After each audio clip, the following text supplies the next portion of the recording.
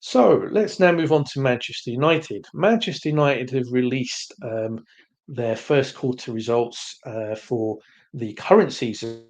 They are a publicly traded company through the New York Stock Exchange, and they have a requirement to publish quarterly results and do tend to share a lot more detail about their financial position than most Premier League uh, privately owned, where there is something to publish. Um, Statutory accounts published through the company's house website annually, which in themselves contain some but very limited information. So the Manchester United set of accounts, generally of all of the Premier League clubs, do divulge more detail than any of the other clubs around.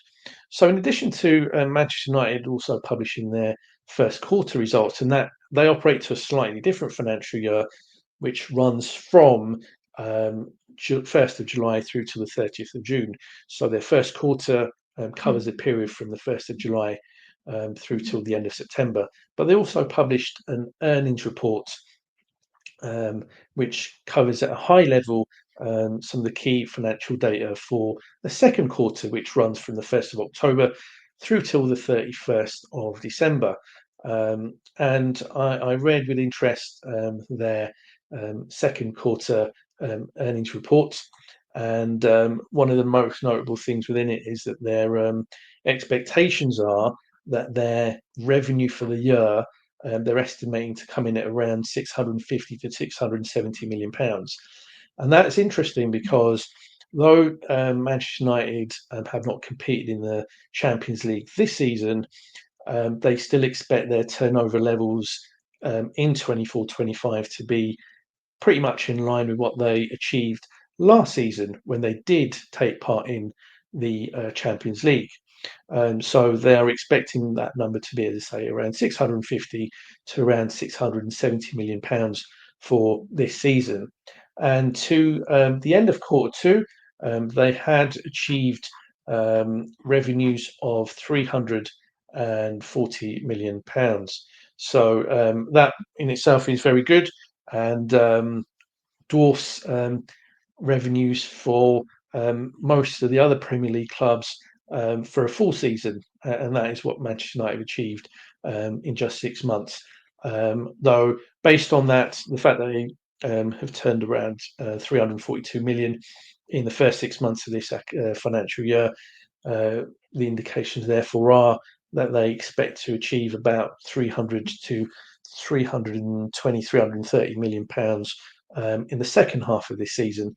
That will depend to some extent on where they finish in both the Premier League and the Europa League. What is also just worth noting when it comes to revenue for Manchester United is looking ahead to next season. Now, as things stand, it looks unlikely that Manchester United will achieve any competition run by UEFA and will not participate in any European football in 25-26.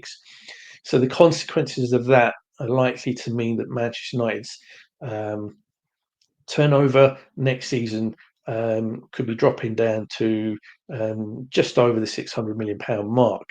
And if you contrast that to a club like Liverpool, Liverpool with a new lucrative sponsorship deal with Adidas and the potential to compete again and go far in both the Premier League and Champions League in 25-26 means that Liverpool perhaps can expect to achieve revenues next season of between 720 to 750 million pounds. So we could be talking a gap between Manchester United and Liverpool of anywhere from 100 to 150 million pounds in 25-26.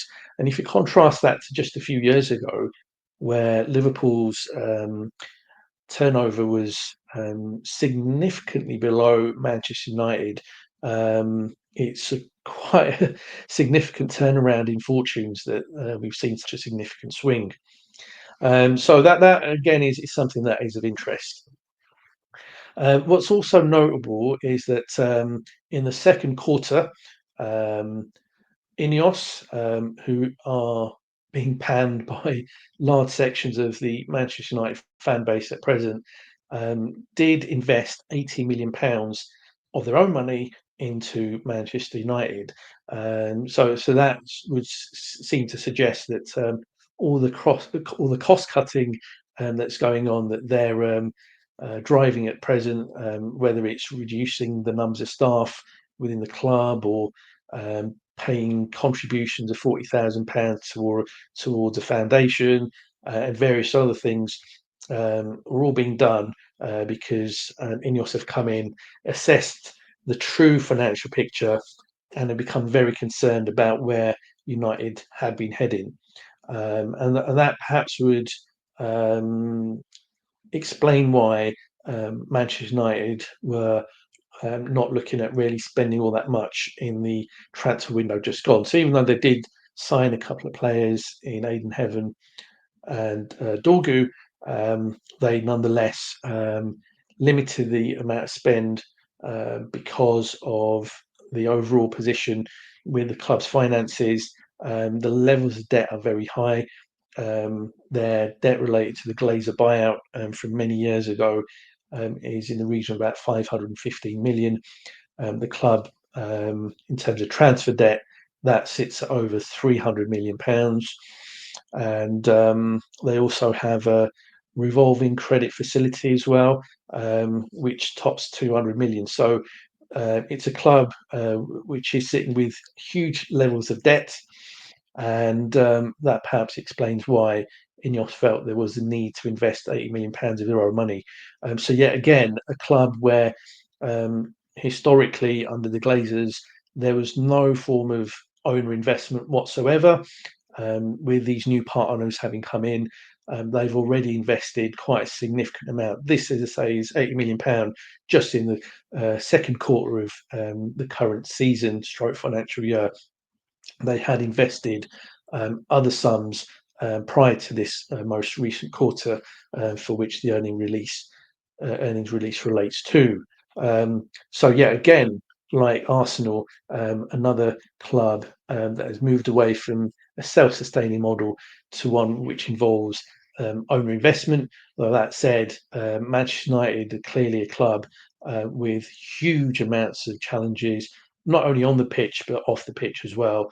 And it appears that Ineos are trying to resolve those issues. The way in which they're going about it is not winning over many fans of Manchester United, clearly, but I think that longer term, they, Ineos, will certainly hope that the changes that they are making will achieve a more stable financial footing in order to compete more effectively with the more successful clubs in the league. So that then wraps up the um, episode of Money Talks. Interesting results from both clubs. I will be back very soon in early March when Liverpool's long-awaited accounts are published that cover the 2023-24 season. Already accounts that have drawn much interest. I noted recently that the Deloitte Football Money League reports identify that Liverpool's wage bill had increased in a season where it was expected to drop by tens of millions of pounds. So hopefully the accounts will give a bit more information about that. We're also expecting the accounts to give a bit more information about what, if anything, happened with the investment from Dynasty Equity back in the autumn of 2023, to see if that did indeed reduce some of the debts that the club had taken on, largely to deliver infrastructure projects such as the expansion of the Anfield Road and even the expansion of the main stand. So even though that had been completed years ago now, the club had still been owing tens of millions of pounds relating to that project. So we'll see if the accounts do finally reveal whether that investment helped to clear most or all of that debt. So I'll be back, and I'm looking forward to sharing the details of those accounts with you. But until next time, the Reds.